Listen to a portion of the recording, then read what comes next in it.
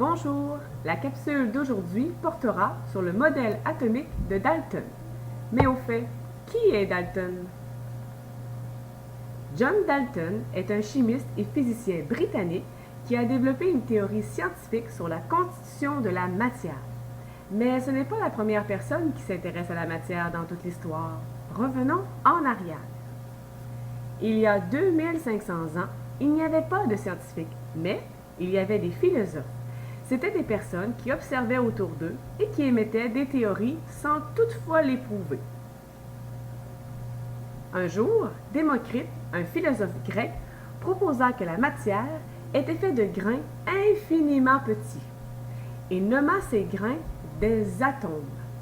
Ils étaient impossibles à briser et ils constituaient l'unité fondamentale de la matière.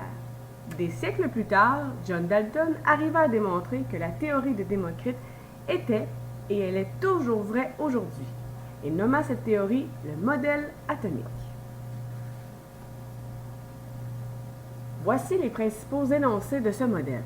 Premièrement, la matière est constituée d'atomes. Les atomes sont tellement petits qu'ils sont impossibles à observer. Ils ne peuvent pas être créés, ni détruits, ni divisés.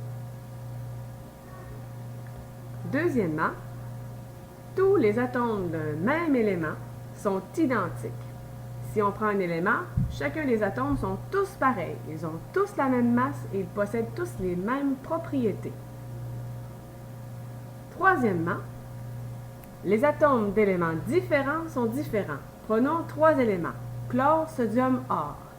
Les atomes du chlore sont tous identiques entre eux, mais les atomes du chlore ne sont pas pareils que les atomes de l'or ni du sodium. Quatrième énoncé, dans une réaction chimique, les atomes peuvent se séparer. Ou ils peuvent aussi s'assembler pour former de nouvelles substances. Voilà, c'est le temps de prendre ton cahier essentiel à la page 7 avec un surligneur et de remettre en évidence les notions importantes. Prends ensuite une petite feuille lignée et remets-la à ton enseignante au prochain cours de sciences en indiquant les questions et les réponses. Vrai ou faux? Les atomes sont divisibles. Les atomes d'un même élément sont identiques. Les atomes peuvent s'unir pour former de nouvelles substances.